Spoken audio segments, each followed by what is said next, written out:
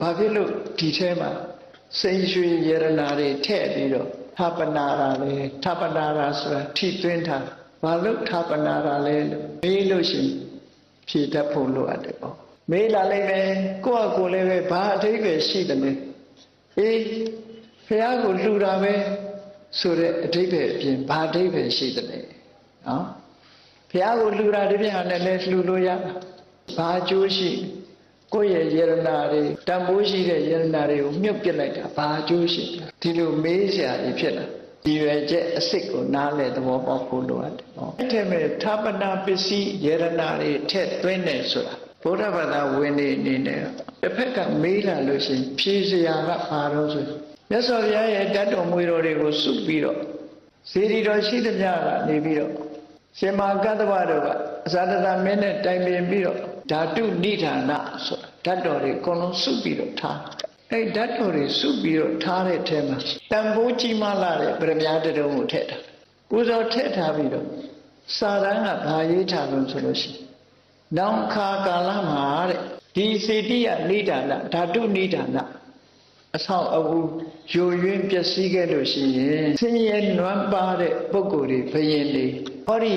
ဗရမ ्या ယရနာကိုရောင်းချပြီးတော့ဒီဓာတ်တော်တိုက်ကြီးကိုပြန်ပြီးတော့ပြင်ဆင်ပါဆက်ဆံလာပါနော်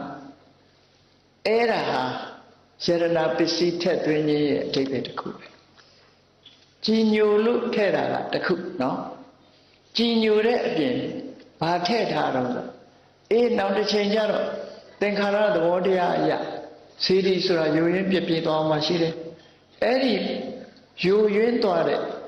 စေတီတော်ကြီးမတတ်နိုင်တဲ့အချိန်မှာမပြင်နိုင်ပါဆိုလို့ဒီထဲမှာပါလာတဲ့တန်ဖိုးရှိတဲ့ယရနာတွေကိုရောင်းချပြီးစေတီကိုအသစ်ပြင်ပါဆိုလို့တယ်ပေါ့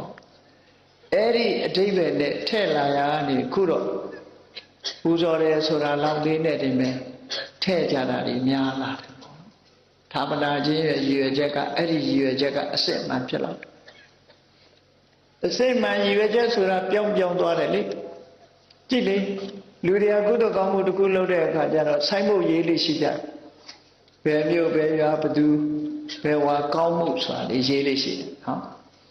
အဲ့ဒီရေးတာကနောက်ပိုင်းကျတော့ဘာဖြစ်လာလို့ဆိုကုမ္ပဏီကြော်ညာတာဖြစ်လာနောက်ကိုကုန်ပစ္စည်းတွေကိုကြော်ညာတာဖြစ်လာ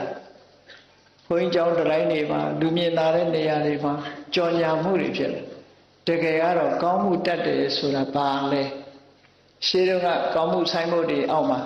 နတ်လူသားတို့ခေါ်စေတော်ဆိုတာအမြဝေထားအဲ့တော့ဆိုင်မှုတတ်တဲ့ပုဂ္ဂိုလ်ရဲ့ရည်ရွယ်ချက်ကဘာလို့ဆိုရင်အေးသားစဉ်မြည်စက်တို့အဖိုးတွေတို့အဖွားတွေတို့ဆွေမျိုးတွေသို့မဟုတ်မျိုးမတော်တဲ့ပုဂ္ဂိုလ်ကလည်းတို့ဒေတာကဘယ်သူပဲဝါနော်တို့လူမျိုးတွေကဘယ်သူပဲဝါဒါကိုလှူဒန်းခဲ့တယ်ဆိုပြီးတော့ဝမ်းမြောက်နှုတ်ပေါ်တာတို့ခေါ်နေအောင်လို့နတ်လူသားတို့ခေါ်စေတော်ဆိုတာထည့်ရဘယ်ဟာပဲဖြစ်ဖြစ်လှူဒန်းပြီးတာတို့ခေါ်ကြပါဆိုတဲ့ပဋိဒါနကုသိုလ်အနေနဲ့လှုပ်တာနော်အေးလူတွေကခုခေတ်တော့တမျိုးခေတ်ပြောင်းလာပဋိဒါနတို့ပတ္တနုမောဒနာတို့ဆိုတာနော်ခေတ်စကားနဲ့ပြောလို့ရှိရင်ခုခေတ်စားနေတဲ့ Facebook ဆိုတာရှိတယ်ဟုတ်လား Facebook ထဲမှာပုံလေးတင်လိုက်ပြီးတော့မလုပ်တယ် share လုပ်တယ်လို့ခေါ်တယ်နော် share လုပ်တယ်ဆိုတာအဲ့ဒါပဋိဒါနကိုလုပ်ထားတဲ့အလုပ်တစ်ခုအများကို share လုပ်လိုက်တယ်အေးအဲ့ဒီထဲမှာသဘောကျတဲ့လူက like လုပ်တယ်တဲ့ဟုတ်ဒါဝေါဟာရတစ်ဒီအင်္ဂလိပ်စကားတွေနဲ့လိုက်ပြီးတော့သုံးတယ် share လုပ်တယ်တဲ့ like လုပ်တယ် share လုပ်တယ်ဆိုတာပဋိဒါန like လုပ်တယ်ဆိုတာပတ္တနုမောဒနာအဲ့ဒီသဘောပဲနော်သဘောကျတယ်တာရုဆိုတာသဘောကျတယ်လို့ပြော